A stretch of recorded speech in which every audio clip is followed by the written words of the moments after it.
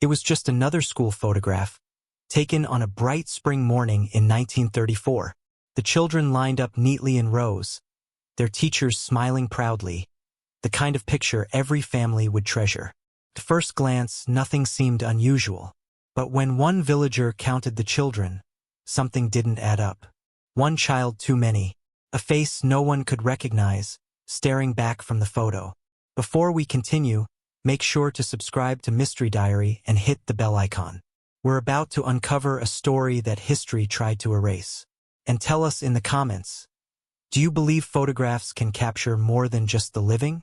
In the early 1930s, life in small-town America was simple, almost predictable. Families worked hard to put food on the table during the difficult years of the Great Depression, but they still held on to little joys that gave them hope. For many, one of those joys was the annual school portrait.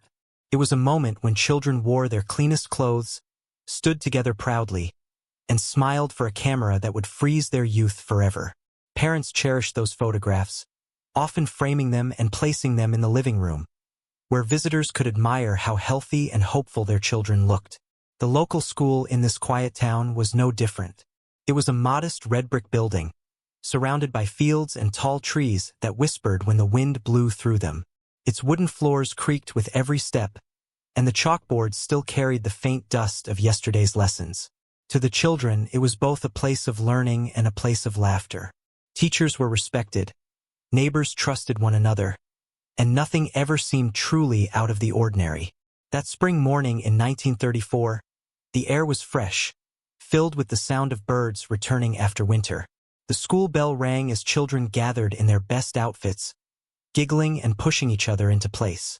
Mothers had combed their hair neatly, fathers had reminded them to stand straight, and teachers tried to keep order as the photographer unpacked his heavy equipment.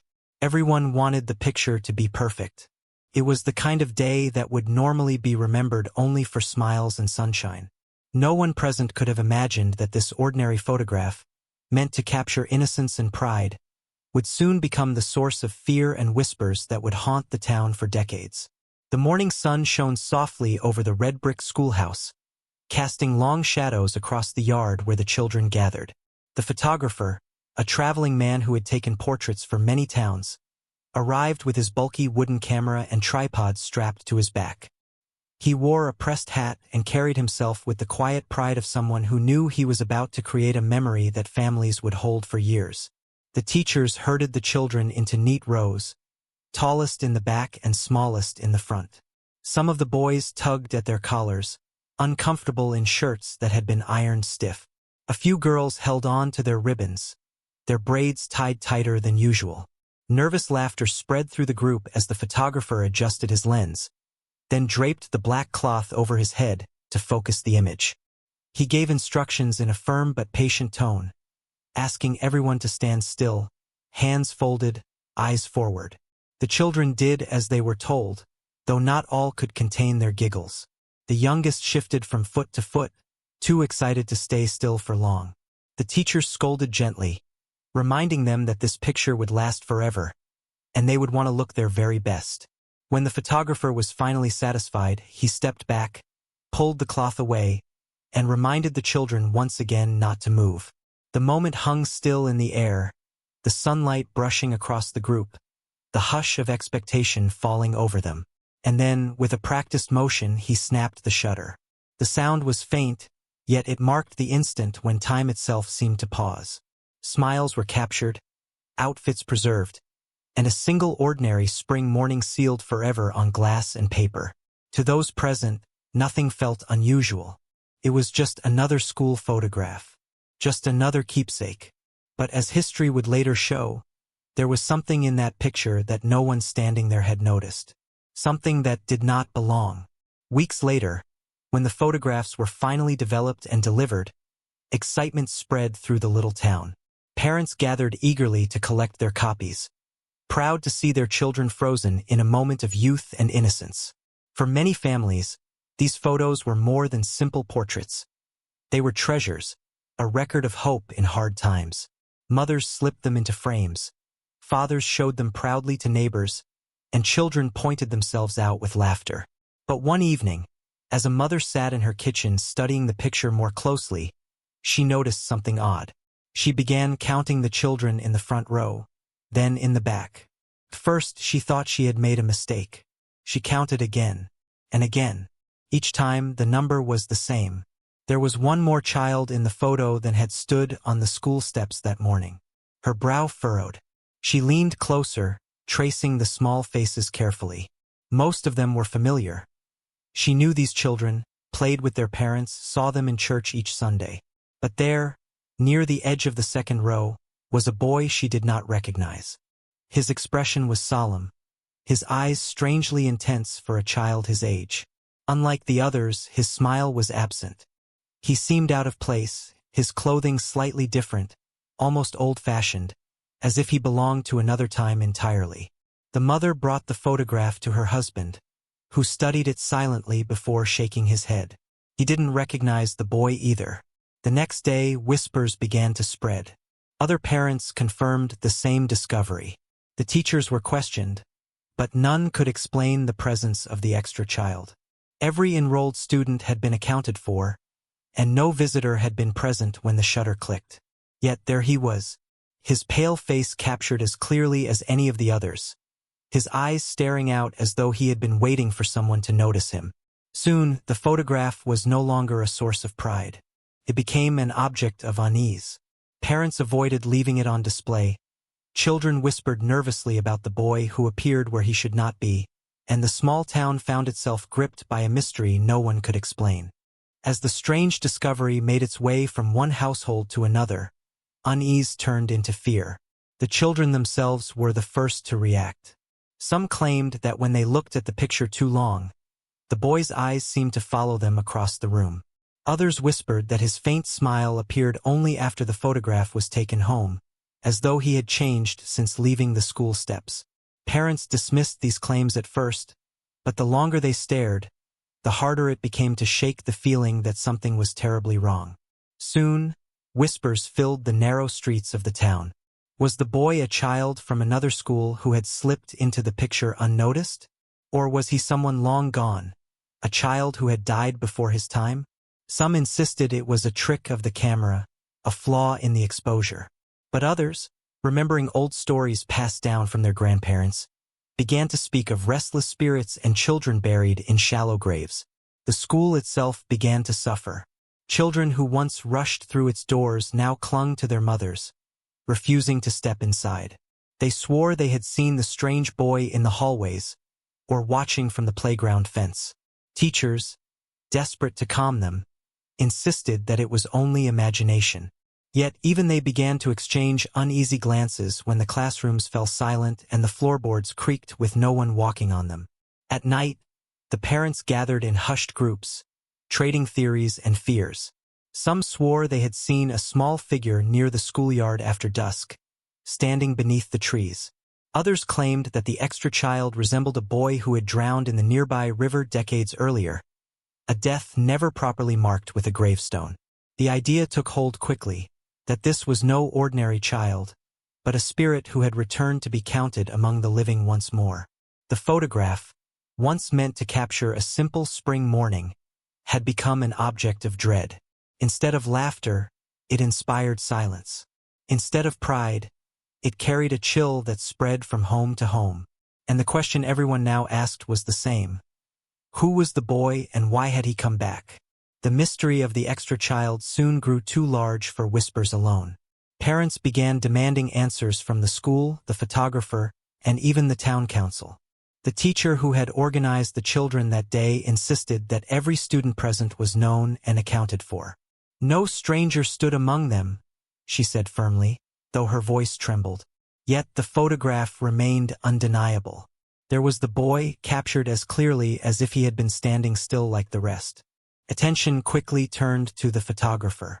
Perhaps it was some trick of the lens, a technical error that produced an illusion. When questioned, he grew defensive. He had been working with cameras for over 20 years, he explained, and knew the difference between an accident and a subject captured on film. To prove his point, he retrieved the original glass negative from his case.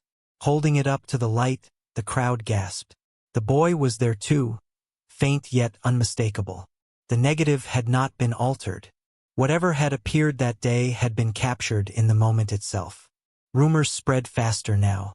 Some villagers insisted the boy had been seen wandering near the schoolyard in evenings, his figure vanishing when approached.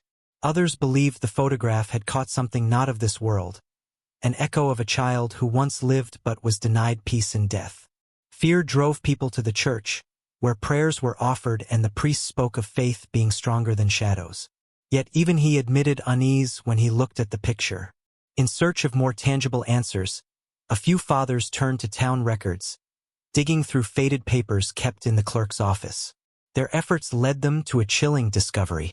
Nearly 30 years earlier, before the new brick schoolhouse had been built, another small building had stood on the same spot. During one winter storm, a young boy from the town had vanished.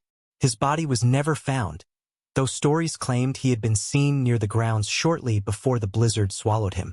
Some whispered that the land itself was cursed, that his spirit had never left.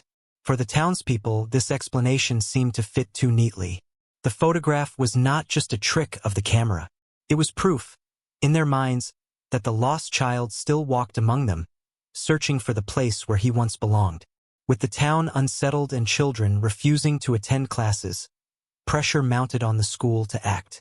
Some parents demanded that the photograph be destroyed, believing that tearing it apart would rid them of the spirit it carried. Others argued that fire alone could cleanse whatever had attached itself to the image.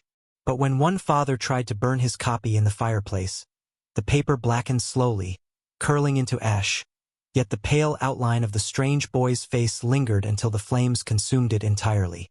That night, his daughter swore she saw the same boy standing by her bedroom door. Desperation pushed the townspeople to the church. The priest was called upon to bless the schoolhouse, sprinkling holy water across its halls and praying over each classroom. For a time, the atmosphere felt lighter, and some dared to hope the haunting presence had passed. But within a week, the whispers returned. A teacher claimed she had heard footsteps echoing in an empty corridor. A child refused to sit in his desk, insisting that someone else was already there, though no one could see the figure he described. Not all turned to faith. A few believed science could provide an answer. The photographer invited colleagues from a nearby city, men familiar with the technicalities of exposure and light. They examined the negative closely, suggesting the possibility of a double exposure, where the same plate had accidentally captured two separate images. But doubts crept in when they noticed how clearly the boy's features matched the light and angle of that day.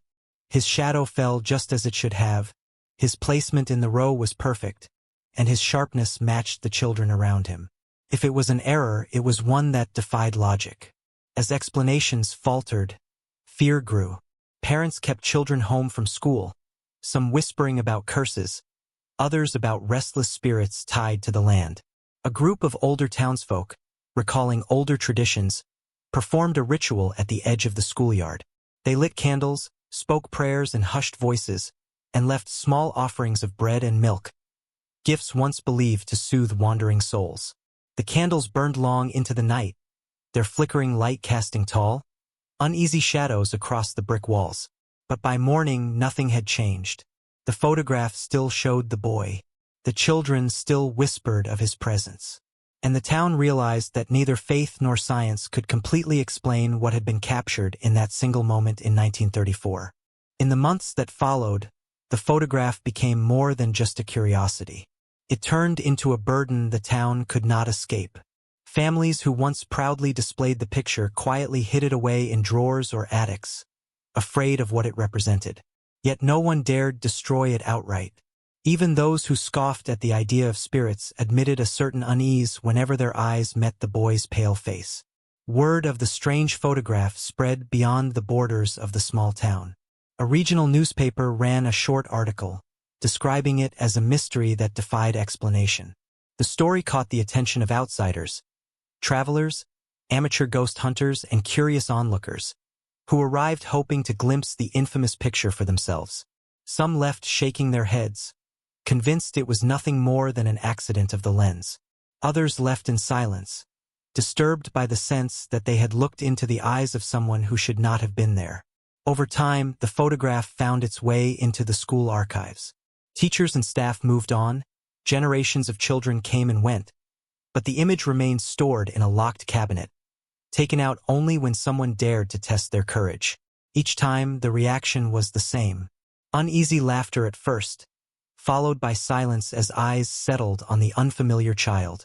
Some claimed they could see more than just his face, that faint outlines of his hands, his shoulders, even the suggestion of breath fogging in the air surrounded him. As decades passed, the legend of the extra child grew stronger. Students told the story to frighten newcomers, daring them to look at the old photo during stormy nights. Teachers dismissed it as nonsense, yet some admitted privately that they avoided the ark. Even now, nearly a century later, the photograph continues to raise more questions than answers. Was it truly a mistake of the camera, some accident of light and shadow, or did the lens capture something that the human eye could not see? Each explanation feels possible, yet none removes the chill that settles when one gazes too long at the boy's face. Skeptics argue that human minds are quick to find patterns where none exist, that fear and suggestion turn an ordinary image into something sinister. They remind us that double exposures and film errors were not uncommon in the early days of photography. But those who have studied the picture closely insist the boy is too clear, too perfectly aligned with the others, his posture too natural to be dismissed as a trick. And then there are the stories, the whispers of children who claimed to see him in the schoolyard long after the photograph was taken. The tales of parents who swore they woke in the night to find a pale figure standing near their doors. Such accounts may be nothing more than fear echoing across generations, but they give the legend a weight that refuses to fade. In the end, the truth remains hidden, buried beneath layers of memory, folklore, and silence. Perhaps it was only an illusion, or perhaps, for one brief instant in 1934, the veil between the living and the dead grew thin, allowing a forgotten child to be counted among his classmates once more. And so the photograph endures, not as proof, not as explanation, but as a reminder that sometimes the ordinary holds within it a mystery we are not meant to solve. Hive After Dark. What had begun as a simple class picture now lived on as a haunting reminder, passed from one generation to the next. Even now, nearly a century later, the photograph continues to raise more questions than answers. Was it truly a mistake of the camera, some accident of light and shadow, or did the lens capture something that the human eye could not see? Each explanation feels possible, yet none removes the chill that settles when one gazes too long at the boy's face. Skeptics argue that human minds are quick to find patterns where none exist, that fear and suggestion turn an ordinary image into something sinister. They remind us that double exposures and film errors were not uncommon in the early days of photography. But those who have studied the picture closely insist the boy is too clear, too perfectly aligned with the others, his posture too natural to be dismissed as a trick. And then there are the stories, the whispers of children who claimed to see him in the schoolyard long after the photograph was taken. The tales of parents who swore they woke in the night to find a pale figure standing near their doors. Such accounts may be nothing more than fear echoing across generations, but they give the legend a weight that refuses to fade. In the end, the truth remains hidden, buried beneath layers of memory, folklore, and silence. Perhaps it was only an illusion, or perhaps, for one brief instant in 1934, the veil between the living and the dead grew thin, allowing a forgotten child to be counted among his classmates once more. And so the photograph endures, not as proof, not as explanation, but as a reminder that sometimes the ordinary holds within it a mystery we are not meant to solve. Time has a way of softening memories, yet the image of the extra child has never fully faded. Generations have come and gone, but the story still lingers in the town like a shadow that refuses to disappear. Some believe the boy was nothing more than a product of flawed technology, a ghost born from glass and silver. Others remain convinced that the camera captured something beyond our understanding, a child who had been lost to history but still longed to be seen. What is certain is this: the photograph continues to unsettle anyone who dares to look closely. It sits as both artifact and warning, a silent challenge to those who think every mystery can be solved. Perhaps it is better that the truth was never uncovered, for sometimes answers bring no comfort. So the next time you see an old photograph, take a moment before you turn the page. Count the faces, study the details, and ask yourself, what if one of them doesn't belong?